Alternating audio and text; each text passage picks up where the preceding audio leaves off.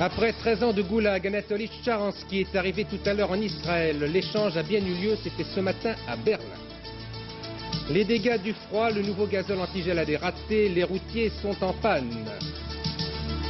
80 employés licenciés à la librairie Gibert, c'est la conséquence surprenante d'un des attentats de la semaine dernière. Les 3 prochains vols de la navette sont annulés. La NASA aurait pu prévoir la défaillance des fusées à poudre.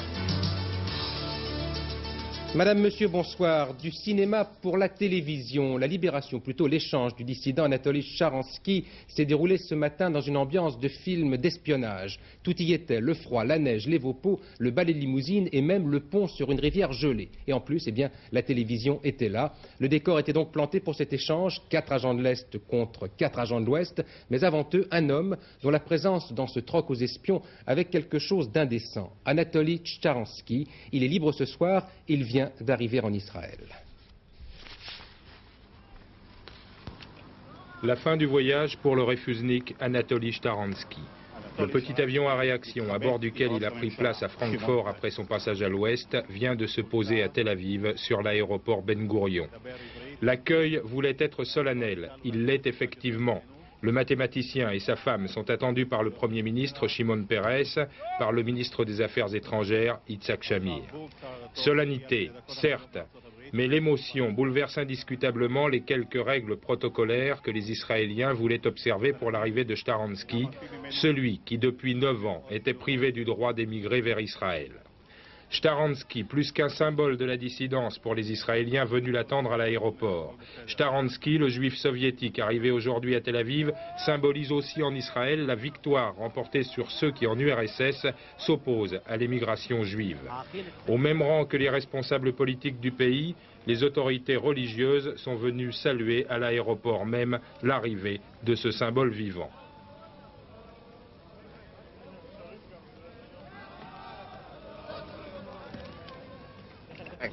Un peu plus tard au téléphone, Shimon Peres, le Premier ministre israélien, remercie ceux qui ont apporté leur aide pour la libération d'Anatoly Sharansky. Sharansky sourit, épuisé. C'est aussi l'aboutissement d'une si longue journée.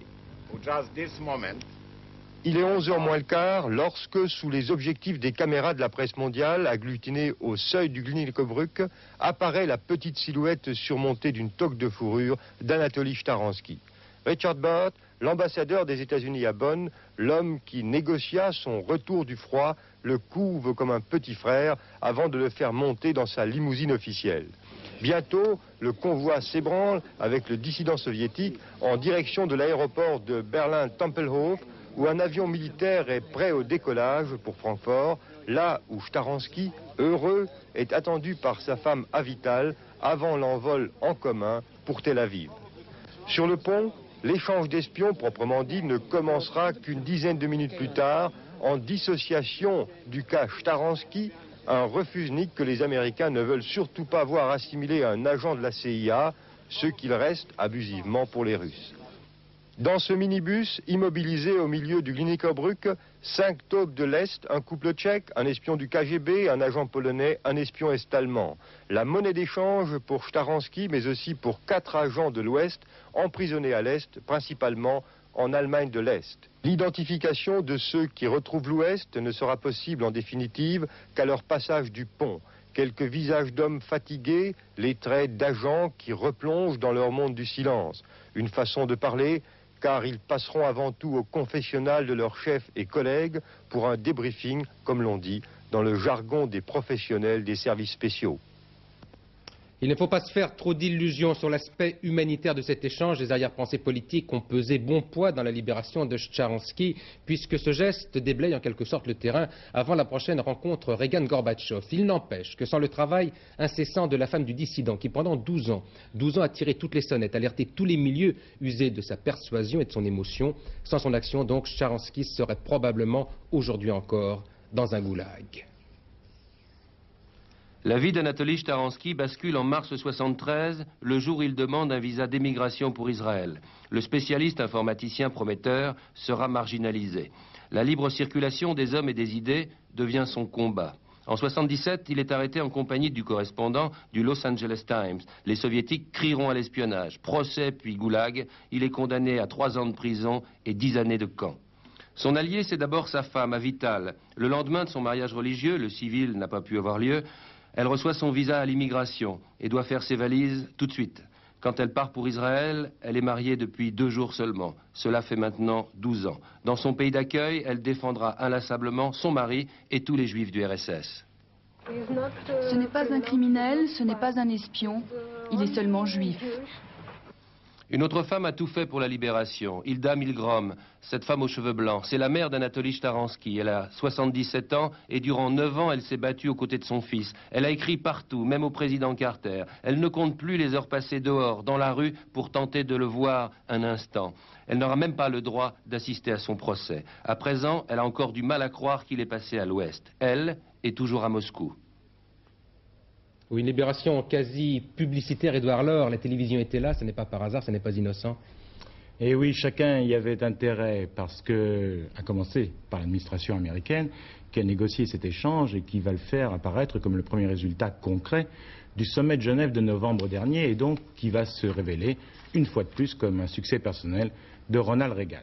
Intérêt aussi pour Moscou qui monnaie, ça c'est pour l'opinion publique intérieure, un homme que l'on présente comme un espion de la CIA et parallèlement décapite une des têtes de la dissidence en Union soviétique. Et puis un beau coup pour Gorbatchev lui-même qui s'installe de plus en plus dans l'image qu'il entend donner de lui en Occident, celle d'un leader qui s'est resté ferme sur certains points et faire des concessions sur d'autres.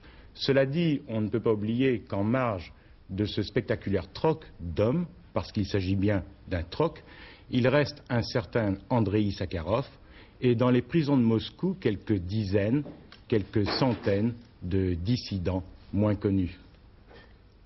Profil bas en Pologne, où s'ouvrait aujourd'hui le procès de Lech Walesa. Le prix Nobel de la paix était accusé de diffamation pour avoir contesté des résultats électoraux. Eh bien, le procès n'aura pas dépassé le stade, la phase des procédures préparatoires, puisque le procureur a immédiatement décidé d'abandonner les poursuites contre le chef de Solidarité.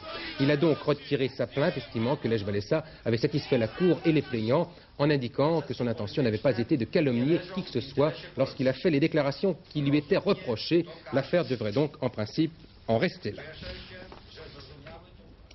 Un candidat à la reprise de Baby Doc, le Libéria serait prêt à accorder l'asile politique à l'ex-président Duvalier ainsi qu'à sa famille. Ce pourrait donc être la fin du séjour français de Jean-Claude Duvalier, puisque cette information, qui semble se confirmer ce soir, eh bien, cette information fait même état d'une escale que l'ancien dictateur ferait dans la principauté de Monaco, juste avant de s'envoler pour Monrovia, qui est la capitale du Libéria.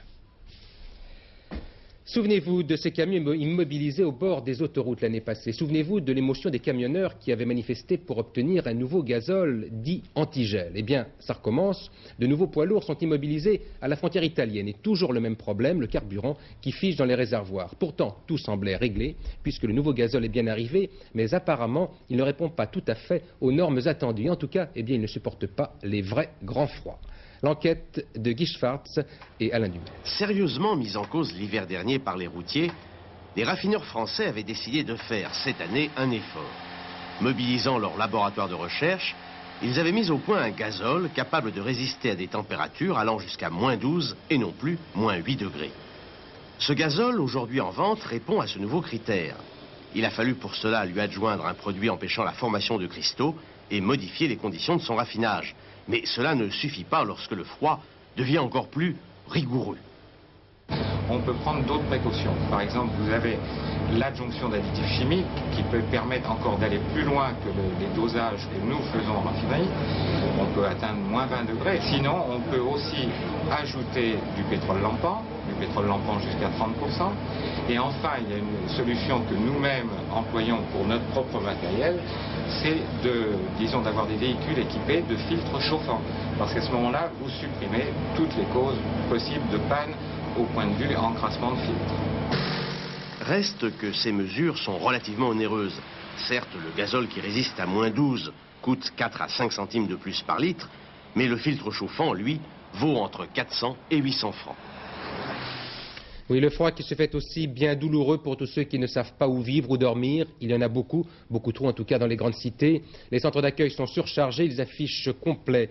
2000 personnes trouvent chaque soir à dormir dans les foyers qui leur sont réservés à Paris, mais plusieurs centaines à Paris et plusieurs milliers en France en sont réduits à battre le pavé toute la nuit à la recherche d'un peu de chaleur et parfois d'un peu de bienveillance. Ces images ont été tournées la nuit dernière dans la capitale. Alors, direz-vous, il doit bien y avoir un moyen de s'en sortir. En 1986, la vie n'est pas telle qu'on se retrouve seul, sans travail, sans accueil, bref, dans la rue. Eh bien, regardez ce reportage tourné par Françoise Champet et par Roger Motte. Les choses sont bien aussi difficiles qu'il y paraît. Voici l'histoire de deux hommes qui n'ont rien ou presque et qui cherchent du travail. Voici leur reportage. Sur le pavé, depuis 6 mois, sans feu ni lieu et sans travail, pour seule richesse, une voiture pour deux. Encore un peu d'espoir et beaucoup d'amitié.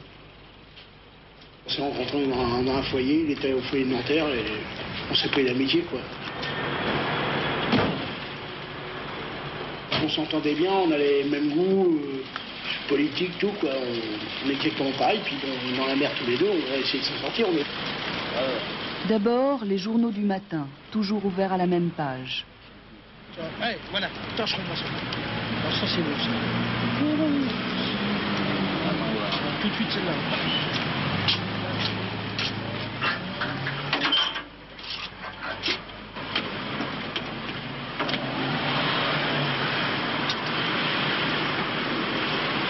Allô? Bonjour monsieur, je vous téléphone au sujet de l'annonce que il y a dans le France Soir. Là. Je suis un maçon et j'ai une carte d'artisan. J'avais arrêté l'artisanat mais je voudrais reprendre. Ah bon? Bon, moi je vous remercie. Bonsoir monsieur. Ah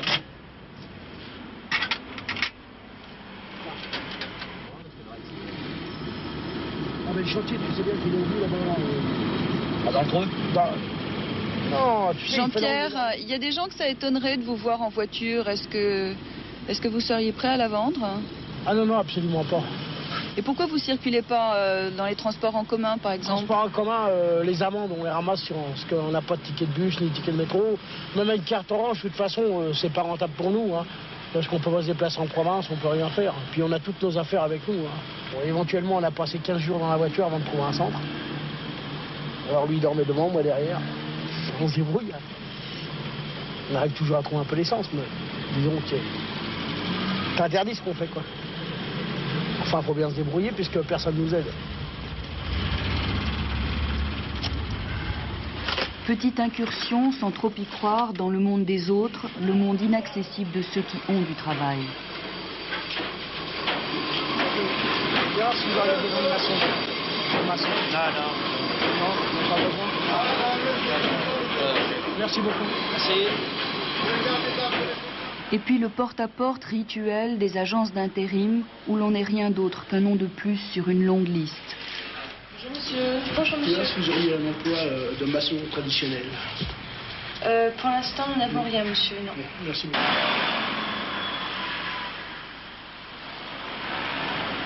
La même chose. J'ai quand même une certaine fierté, je ne demande rien à personne. Il y en a qui font la manche, moi je peux pas la faire. Je préfère encore aller voler, me débrouiller que c'est une fierté quoi ça. Le soir, une autre quête, celle d'un toit pour la nuit, vite, avant le couvre-feu des sans-abri. Entretenez votre chambre, faites le ménage. Il faut être rentré, on a deux services, il faut être rentré avant 8 h le soir. Vous ne pouvez rentrer qu'après 8 h, qu'avec une autorisation de notre part, si c'est pour une raison professionnelle. D'accord. Mais disons que dans 2 semaines, il va falloir qu'on parte. Et la solution, elle est où? Bon, bah, on dormira dans notre voiture, hein, c'est pas un problème. On l'a déjà fait, mais enfin, disons que c'est pas une solution non plus. Hein. Donc pour vivre tout ça, bon, je prendrai le fusil, je prendrai... pas de problème, hein, j'irai faire une banque. Hein. De toute façon, si je vais être obligé d'en arriver là, si je trouve pas de travail, on n'a pas de logement, rien, et je le ferai de toute façon, j'ai plus rien à perdre. Ça marche ou ça marche pas, je me fais prendre, bah, tant pis, je vais en prison. Si vous voulez, bah, je serai toujours nourri, couché, et puis je gagnerai toujours un peu d'argent. Que en dehors, on a les libertés, mais on gagne rien.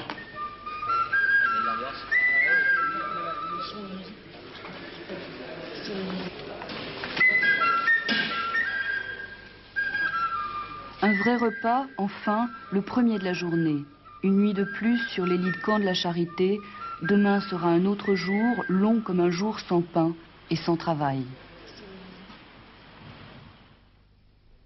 Voilà, c'est un reportage de Françoise Champet et Roger Motte. Peu de choses en politique, à noter toutefois cette phrase de Jacques Chirac qui était à Nancy et qui estime que l'appel à une majorité de progrès est la dernière trouvaille des socialistes. Monsieur Chirac qui qualifie par ailleurs l'appel aux écologistes de dérisoire de la part d'un gouvernement qui a fait l'affaire Greenpeace. Autre prise de position, celle de Marie-France Garot, qui présente une liste à Paris. Madame Garot, qui se déclare d'accord dans l'ensemble avec Raymond Barre et qui expliquait aujourd'hui ce que serait son attitude en cas de cohabitation, dans l'hypothèse bien sûr, où elle serait élue à l'Assemblée nationale. Si le président de la République demeure en fonction, c'est-à-dire si c'est un gouvernement qui nécessairement est un gouvernement de compromis entre la majorité parlementaire et le président de la République, je ne voterai pas la confiance à ce gouvernement. Parce que je crois qu'il sera dans l'incapacité absolue de mettre en œuvre la politique sur laquelle il s'est engagé, et je pense qu'il faut faire en sorte que le président de la République tire les conséquences de l'échec qu'il aura subi, c'est-à-dire quitte l'Élysée. Il faut ajouter à cela cette information qui prend un relief particulier alors que l'on parle de cohabitation. M. Mitterrand a écrit au chef du gouvernement japonais, M. Nakasone, pour l'informer qu'il représenterait la France au sommet de Tokyo. C'est au mois de mai prochain. Ce sera donc après les élections du 16 mars. Et vous savez qu'il y a discussion actuellement sur la répartition des tâches entre le chef de l'État et le Premier ministre pour les grands sommets internationaux, justement. Et puis un nouveau détour par l'étranger pour cette information. Selon N'Djamena, donc selon le Tchad, les forces du Koun, c'est-à-dire celles de Goukouni Wedey, auraient lancé tout à l'heure, en fin d'après-midi, une attaque contre les forces armées nationales tchadiennes. C'est en tout cas ce qu'annonce Radio N'Djamena et qui ajoute que les combats faisaient rage tout à l'heure, en fin d'après-midi, entre les forces qui sont en présence. L'enquête se poursuit après les attentats de la semaine dernière à Paris avec des pistes qui se font de plus en plus précises pour la police. On pense ainsi qu'il y aurait eu 2 équipes et l'on sait que 3 personnes sont actuellement détenues pour défaut de visa dans le cadre probablement de cette enquête. Nous allons donc maintenant essayer de faire le point précisément sur ce que l'on sait et sur ce que l'on ignore. Voici le travail, l'enquête de Patrice Pellet. D'abord, un premier groupe de suspects, des Syriens. Ils seraient descendus dans cet hôtel proche de la place Saint-Michel. Des Syriens que la police avait placés sur table d'écoute. Ils auraient été repérés à la librairie Giberjeune la veille de l'attentat. 24 heures plus tard, accompagnés d'un Libyen, ils tentent de quitter la France. Mais à Orly, la police de l'air découvre leur visa périmé. Pour l'instant, ils sont condamnés à 1 mois de prison ferme pour cette irrégularité. Aucune autre charge ne semble être retenue contre eux pour le moment. Quant à la deuxième équipe, c'est à Montparnasse qu'elle a été interceptée à bord de cette voiture immatriculée en Allemagne. Les 2 Iraniens qui se trouvaient à l'intérieur ont réussi à prendre la fuite. Dans la voiture, les policiers ont retrouvé 2 pistolets mitrailleurs semblables à ceux utilisés lors de l'attentat de la rue des Rosiers, mais aussi pour l'assassinat de 2 diplomates, un Américain et un Israélien, en 1982. Pour Maswad Rajavi, exilé à Auvers-sur-Oise et opposé au régime de Khomeini, c'est à l'ambassade d'Iran à Paris qu'il faut chercher les commanditaires de ces attentats.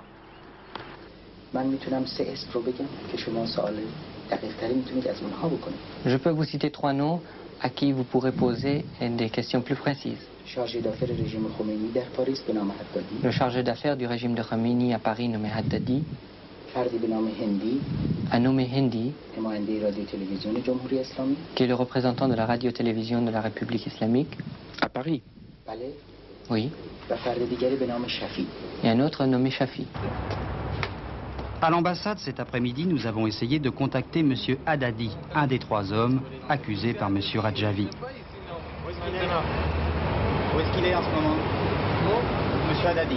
Monsieur Haddadi, monsieur ambassadeur. Mais aujourd'hui, à l'ambassade, on n'a rien voulu nous répondre. Officiellement, les personnalités mises en cause ne sont pas là. Il est vrai qu'aujourd'hui, les responsables iraniens fêtaient le 7e anniversaire de la révolution islamique. Conséquence inattendue de l'un de ces attentats la semaine passée, celui qui a en partie détruit la librairie Giberjeune à Paris. Les 80 employés de cette librairie viennent d'être licenciés sans indemnité. C'est ce que l'on appelle un cas de force majeure. C'est légal, même si cela peut paraître choquant puisqu'ils sont avant tout les victimes. Les explications de Nicolas Jacobs. 4 blessés la semaine dernière, 81 chômeurs aujourd'hui. Les salariés du magasin Gibert n'avaient pas prévu ce second choc. Une lettre de la direction, 10 lignes pour leur annoncer qu'ils sont licenciés, sans préavis, sans indemnité. D'une pierre deux coups, quoi, aussi, parce qu'ils se débarrassent de cette façon de tous les gens qui étaient à contrat durée indéterminé, puisqu'on embauchait maintenant que des contrats de 30 heures. Bon, ils se débarrassent en même temps de la section syndicale qui est évidemment plus implantée ici que dans les autres magasins. Il suffit d'aller faire un petit tour dans le magasin pour s'apercevoir que simplement le rez-de-chaussée et le sous-sol ont été touchés, mais les étages sont pratiquement intacts.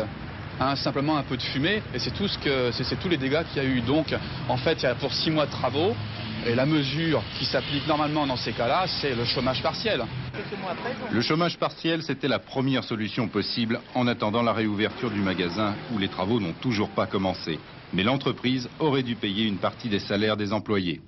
Deuxième solution, invoquer le cas de force majeure. Prévu par la loi, il permet de rompre purement et simplement les contrats de travail. C'est cette formule radicale qui a été choisie par la direction.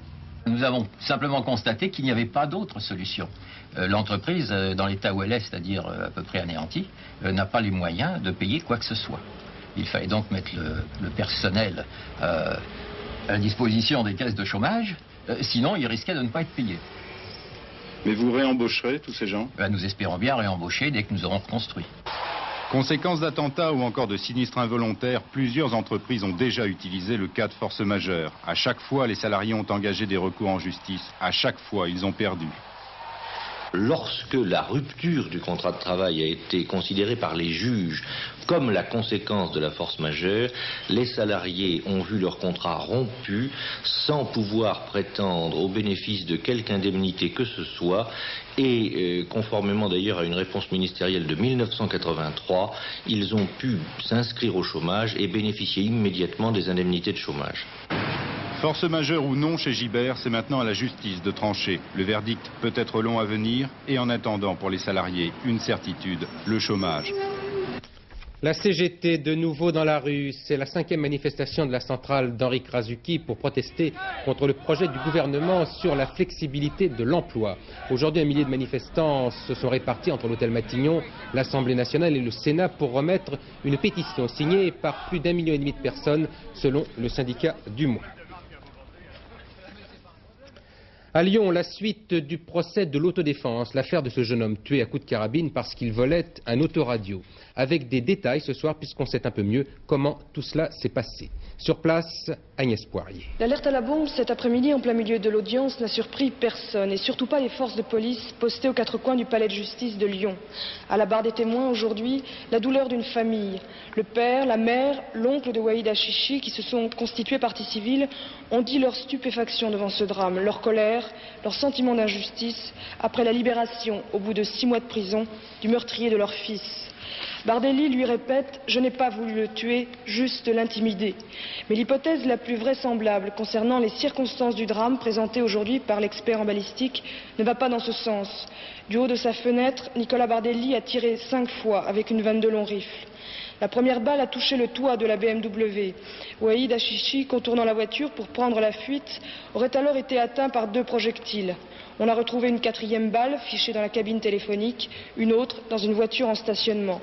Et puis, Waïd Achichi est tombé, 30 mètres plus loin, sans vie. Bien sûr, a précisé l'expert, ce n'est qu'une hypothèse. Une chose est sûre, le soir du 28 octobre 82, il faisait trop sombre pour distinguer la couleur de la peau, mais il y avait assez de lumière pour suivre avec une carabine une silhouette qui s'enfuit. La mort d'un grand reporter et d'un grand journaliste, Jean-François Chauvel, est mort hier soir d'une crise cardiaque. Il avait 58 ans. On lui doit de très nombreux reportages dans le monde entier. Il avait beaucoup travaillé pour la télévision, où il avait créé notamment Point contre Point avec René Puiseaux, une émission qui avait marqué en son temps. C'était en 1968. Il avait aussi collaboré à 24 heures sur la 2. Il est donc mort aujourd'hui à l'âge de 58 ans. Il venait d'écrire un dernier article consacré au coup d'État au Yémen. La navette clouée au sol, les 3 prochaines missions du camion de l'espace américain ont été tout simplement annulées. C'est bien sûr la conséquence de l'explosion de Challenger il y a 15 jours. Avec une question ce soir, l'accident était-il prévisible? De nombreux éléments le laissent penser et c'est en tout cas ce que devra établir la commission d'enquête qui vient de se réunir à Washington. Patrick Esther. Pour les membres de la commission chargée d'enquêter sur les raisons de l'explosion, La question n'est plus seulement de savoir comment s'est produite techniquement la catastrophe. Cette commission va surtout devoir déterminer si oui ou non elle était prévisible. Selon les experts, c'est la fusée d'appoint, située à droite du gros réservoir, qui serait à l'origine du drame. Ces fusées sont composées de 4 tubes, assemblés bout à bout, et dont l'étanchéité des liaisons est assurée par un joint de caoutchouc synthétique. Le 28 janvier, l'un de ces joints se serait totalement consumé, provoquant la catastrophe. Il y a plus de 6 mois, dans un rapport interne à la NASA, des ingénieurs avaient décrit exactement le scénario qui s'est déroulé le 28 janvier. Ces ingénieurs avaient constaté sur une dizaine de décollages qu'à quelques secondes près, les joints de caoutchouc avaient failli se percer. Ces techniciens avaient donc recommandé de profondes modifications des boosters, et c'est sur ce point précis que la commission d'enquête va devoir travailler. Pourquoi ces remarques sont-elles restées lettres mortes? Ce qui est sûr, c'est que la navette n'est pas prête à redécoller. Les 3 prochains tirs ont déjà été annulés et il y en aura peut-être d'autres. Il est possible que les propriétaires de satellites devant être lancés d'ici à 24 mois regardent de près maintenant ce qui se passe du côté de Kourou. Dans les délais prévus, les fuites d'eau d'Ariane 16 ont été réparées. Ariane doit décoller dans la nuit du 21 au 22 février. À quelques centaines de mètres de là, une autre fusée a été amenée sur un second et tout nouveau pas de tir. Elle-même doit décoller le 13 mars. Un double succès pourrait procurer à l'Europe au bon moment un regain de crédibilité, d'autant que pour attirer les clients, Ariane Espace propose maintenant d'assurer directement les satellites lancés par la fusée européenne. Voilà une météo pédagogique bon chic maintenant avec Laurent Boussier. Oui, vous savez, la météo, c'est comme l'école. Il y a des appréciations qui peuvent varier. Ça peut être bien, ça peut être peu mieux faire, ça peut être en progrès. Eh bien, ce soir, c'est en progrès. Regardez la photo satellite. Oh, c'est vrai, nous sommes toujours en régime anticyclonique, avec cette magnifique anticyclone qui maintient sur une grande partie de l'Europe, surtout de l'Europe du Nord et de l'Europe de l'Ouest, de l'air sec et froid. Mais la nouveauté, c'est plutôt que les nuages qui étaient tous ces jours-ci sur tout le sud-est du pays se sont, je l'espère, définitivement éloignés vers l'est. Ça nous donne une carte du temps prévue pour demain, évidemment beaucoup plus ensoleillé, avec le matin des brumes, c'est vrai, des gelées aussi, des gelées de moins 7, moins 10 degrés, gelées qui sont de moins en moins froides quand même, et puis dans la journée, sur toute la moitié nord-est, un temps brumeux encore, avec un soleil voilé, quelques nuages, mais surtout de belles éclaircies, et puis sur toute la moitié sud-ouest du pays, de la Bretagne à l'Aquitaine, à la Méditerranée, un temps très ensoleillé, mais qui reste quand même assez froid. Regardez les températures prévues pour demain. Ça mûrit doucement. De vert, ça devient blanc. Ça veut dire que les températures deviennent positives. Elles seront quand même de moins 5 degrés jusqu'à plus 3 degrés sur la moitié nord, mais positives sur toutes les côtes de la Manche, et de moins 7 degrés à Aurillac jusqu'à plus 6 degrés encore sur la moitié sud. Elles sont là aussi positives sur tout ce qui est bord de l'eau, sur tout ce qui est côte de l'Atlantique et de la Méditerranée. Notre agenda, pour terminer, comme tous les jours, demain c'est mercredi, le 12 février, le soleil se lève à 8h06, se couche à 18h04, ça nous fait 3 minutes de soleil en plus, et puis c'est le jour décembre, c'est le début du carême. Voilà, je vous rappelle les principales informations de ce journal. L'échange d'abord d'Anatoly Sharansky après 13 ans de goulag, le réfugié qui est arrivé tout à l'heure en Israël. Et puis les 3 prochains vols de la navette américaine sont annulés. La NASA, semble-t-il, aurait dû prévoir la défaillance des fusées à poudre. Dernier journal avec Daniel Lecomte aux environs de 23h30. Demain à 6h45 Télématin, 12h45 Antenne de Midi avec Hervé Claude. Bonsoir, à demain 20h.